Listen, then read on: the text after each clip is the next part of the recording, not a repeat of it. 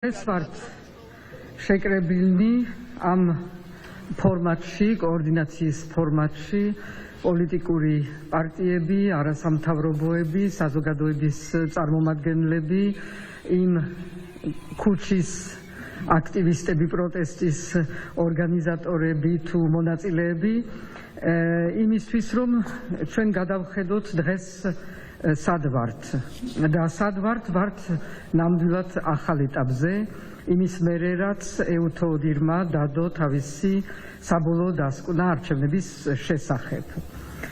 ჩვენ ყველამ აქ მყოფმა და საზოგადოებამ კიდევ უფრო კარგად იცის თუ რა მოხდა არჩევნების დროს, როგორ გაყალბდა ეს არჩევნები, რა მეთოდებით გაყალბდა და ასე შემდეგ.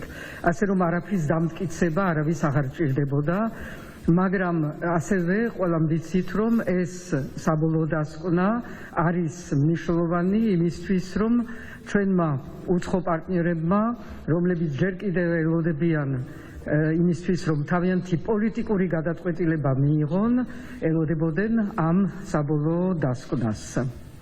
სამწუხაროდ ბატონი კობახიძესთვის არაფერს არ ცვლის ის ფაქტი, რომ 2 წუთში გამოვიდა და თქვა, რომ ძალიან კარგი არის ეს დასკვნა და ჩვენ გვაძლევს ლეგიტიმაციას. ეს არის მისი სიტყვები და ჯერ არა ვართ ჩვენ საბჭოთა რეჟიმში და საბჭოთა სისტემში, რომ მისი ნათქვამი იმდენად ჩაკეტილ სივრცეში მოხდეს, რომ ყველამ დაიჯეროს და ვერავინ ვერ გაიგოს, სად არის სიმართლე. სიმართლე არის სულ სხვა.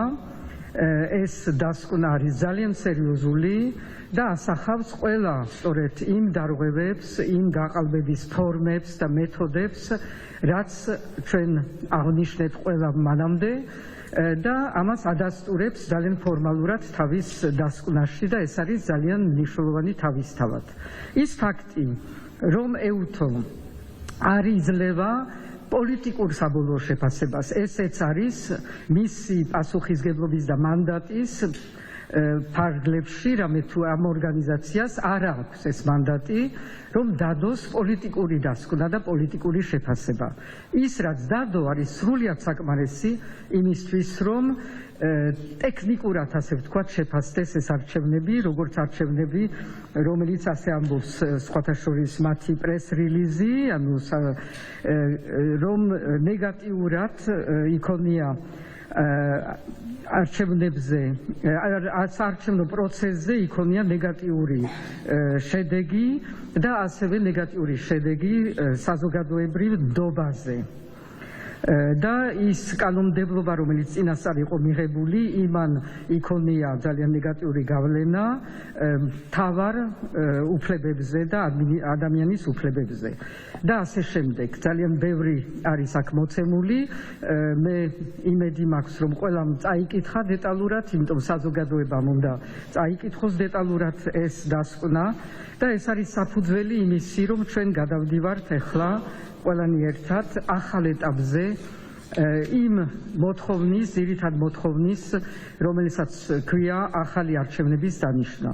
რამე თუ ამ პირობებში არ შეიძლება, რომ იყოს სხვა პოლიტიკური გამოსავალი, სხვა ნამდვილი გამოსავალი ამ კრიზისიდან, თუ არა არჩევნების დანიშვნა. ეს არის ყველა იმ ქვეყანაში, რომელსაც გაუვლია ესოდენი კრიზისი, ეს არის ერთადერთი გამოსავალი. ყველამ იცის ძალიან კარგად, არ არსებობს ისტორიაში თუ პოლიტიკურ პროცესებში სხვა ვარიანტი, რომ გამოხვიდე კრიზისიდან. როცა ნდობა არ არსებობს არჩევნების, როცა ნდობა არ არსებობს ხელისუფლების, როცა ხელისუფლება გადარსული არის და ხელისუფლებას ბრჭყალებში ვეძახი, გადასული არის ტყუილებზე იმისთვის, რომ თავისი ადგილი გაამყაროს, ეს ნიშნავს, რომ ყველაფერი დამთავრებული არის და ერთადერთი გზა არის ადგილობრივ რატო ვეძახი, არ ვიცი, ახალი არჩევნების გზა. ამისთვის ჩვენ დავსახეთ დღეს მე ვიტყოდი შეტევის სტრატეგია, სადაც ყველა მიმართულებით, ეს იქნება ჩვენი უცხოელ პარტნიორებთან, აქ შიგნით სამართლებრივად, რომ ყველაფერი ჩამოყალიბებული ქონდეს და არ აღმოჩნდეთ ისეთ მდგომარეობაში, რომ უცებ დაინიშნოს არჩევნები და ჩვენ მზად არ ვიყოთ.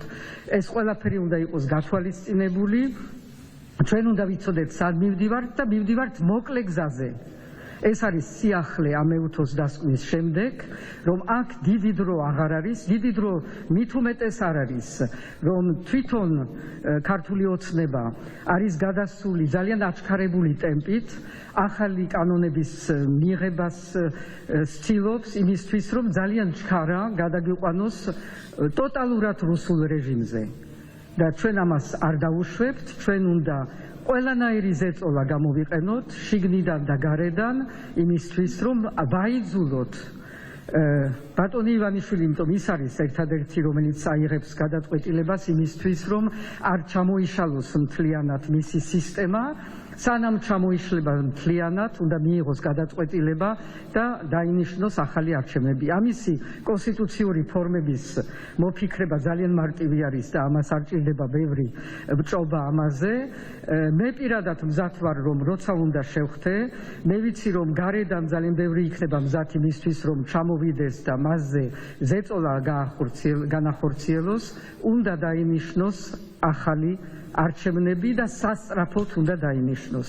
ამისთვის მე ასევე ხვალ ვიქნები პარლამენტის წინ ხალხთან ერთად, იმისთვის, რომ ჩვენ ერთად 9 საათზე მე გამოვალ სიტყვით, იმისთვის, რომ ჩვენ ყველანი ერთად, არა მხოლოდ ვინც აქ არის და ვინც მუშაობს უშუალოდ ამ საკითხებზე, არამედ იმ ადამიანებთან, რომლებიც ამდენი დღე არის მართავენ სხვადასხვა ფორმით, სხვადასხვა ადგილას ამ პროტესტს და რომელმაც გაიტანეს ეს პროტესტი საზღვრების გარეთ, მათთან ერთად, რომ კიდევ ერთხელ დავაფიქსიროთ ის, რომ არჩევნების გარეშე არაფერი არ იქნება და რომ ეს არის მთლიანად მთელი ქვეყნის მოთხოვნა, ასე რომ ხვალ მე დარწმუნებული ვარ, რომ ვიქნებით კიდევ უფრო მეტი, ვიდრე რაც ვართ და რაც ვიქნებით ყოველდღიურად.